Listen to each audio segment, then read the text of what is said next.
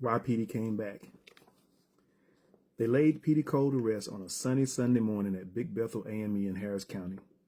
Reverend Charlie Mitchell presided over the homegoing ceremony, and most of Petey's family was in attendance. There was a fine repast afterwards that became sort of a family reunion, with family coming from as far as Electa, Alabama. Death has a way of bringing relatives together like that.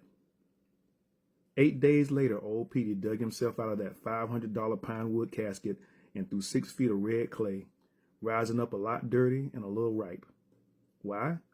Because Petey had unfinished business, and he was never a man to leave loose ends. Petey surveyed his surroundings with a bad attitude. He had no illusions. A few minutes ago, he was dead as a slow armadillo crossing an 8-lane highway. But the good Lord above gave Petey a little bit more time, because the circumstances of his demise deserved some recompense. The only problem with being dead is that the body had commenced to become one with the earth. The crackles shaking his legs as he stood told him that he only had so much time to do what he had to do. So he needed help. And there was only one person Petey could depend on no matter what, at least when he was alive. And it was his good fortune that that person lived a few miles away from the cemetery. So Petey set his hips as good as he could and stumbled his way to Xavier Johnson's apartment on Buena Vista Road. Xavier lay sprawled on his air mattress, deep in intoxicated bliss. The temp job he landed 2 weeks ago provided enough for him to pay his bills and have a little left over for a few indulgences. When Petey died, he didn't know how he would make it. Petey was always good for work when a brother needed it, legal or otherwise, and he paid well under the table. The tears he shed at his friend's death was more for himself than grief. The urgent knocking on his door pissed him off. He reached for the baseball bat he kept beside the pallet before answering. "Who the hell is it?" "Z, get your ass up and answer the damn door." Xavier bolted upright like somebody shoved a stick up his ass. His hands trembled before he spoke again. "Petey?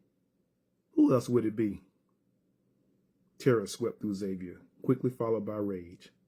Who was acting like his dead boy? He jumped off the mattress, stomping to the door with the bat raised high in his right hand. He undid the 4 latches, unlocked the door handle, and snatched the door wide. Who the? Petey stood before him, his death suit stained with Georgia red clay, his skin sagging on his face and smelling like a full dumpster in the middle of the summer. Xavier's mind went blank as he collapsed. Petey caught Xavier and carried him to the mattress. He dropped him, then surveyed the room, shaking his head. He'd only been dead 1 week, and Z was already struggling. He tried to teach him the business, but some people were just meant to be the help. And with Z's reputation, not too many folks would want his help. "Wake up, man," Petey said. "We got work to do, and not a lot of time to do it." He shook Z again, and his right middle finger fell off. "Shit. Come on, Z." Z's eyes cracked open. They focused on Petey's decaying face and rolled up. "Lord Jesus." Z began going limp in Petey's arm, but Petey wasn't having it. "Hell no, bro. Wake your ass up. I need you." Z began struggling. "Why you here, man? You supposed to be dead." "I know," Petey replied, "but I got something to take care of, and you gonna help me. You know how I am about my business." Xavier pushed away from Petey. "Why I got to help you? Can't you find somebody already dead to do it?" "I'm not that dead, at least not yet," Petey replied. Xavier began blinking. "What the hell are you doing?" Petey asked. "Trying to wake up," Xavier said. "This ain't nothing but a fucked up dream." Petey sighed and 3 teeth fell out of his mouth. Time was running out. "Yeah, this is a dream," Petey said, "and the only way you can wake up is to help me." Xavier stopped blinking. "For real?" "For real." "Okay," Xavier said. "What I gotta do?" "You got a gun?" "You sure you, Petey?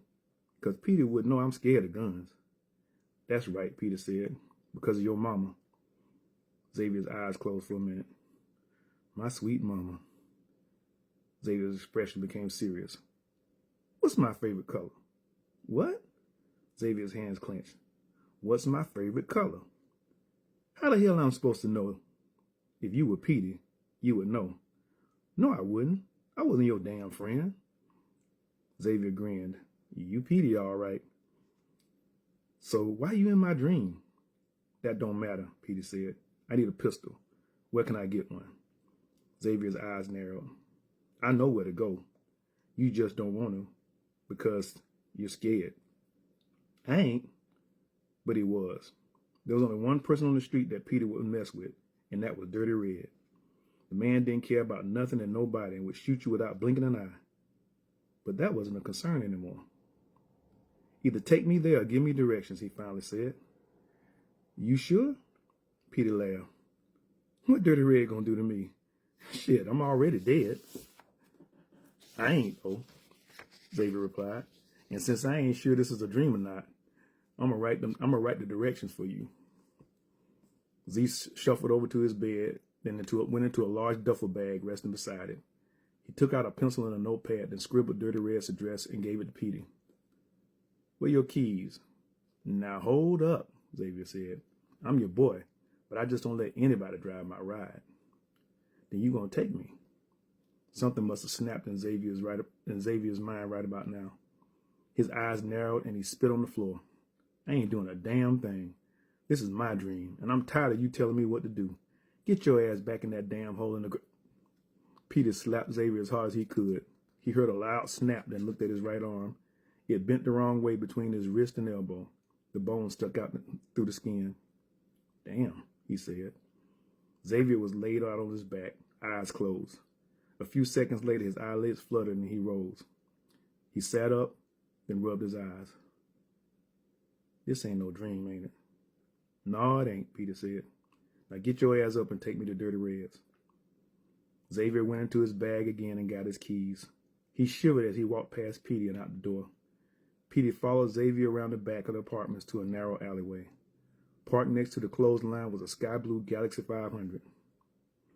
Nice ride, Petey said. Thank you, Xavier answered. I stole it last week. Figure I got about 2 more weeks before I have to ditch it. I'll get in the back, Petey said.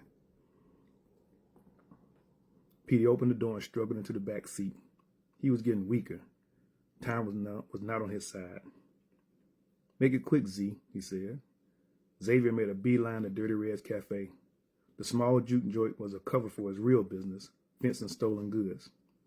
Just inside of the door were 2 guards sitting in the last booth closest to the jukebox. Xavier parked as close as he could to the door. You want me to go in? Xavier asked. No, Petey replied. Bo and Jimmy would beat your ass and toss you out. They'll do the same to you, Xavier replied. I don't think so. Xavier got out of the car and opened the door for Petey. Petey straightened himself up the best a dead man in a dirty suit could, then walked as hard as his failing legs would allow. He pushed the swing door open so hard it slammed against the wall. Dirty Red, where you at? Bo and Jimmy dropped their playing cards and jumped to their feet. They were rolling up their sleeves to give Petey a good ass whooping when they recognized who it was. Bo just ran out the door. Jimmy stood frozen. God damn, Petey done came back. He crumpled to the floor. The shot filled the juke joint. Petey stumbled backwards and caught the door frame. The second shot hit him in the gut and he bent over from the force. There was no pain. Why would there be? The third shot grazed his head, knocking his head around so far he could see behind him. He reached up with both hands and turned it back around. Dirty Red stood there, a wet spot between his legs, his mouth agape. Petey smiled. That's some good shooting.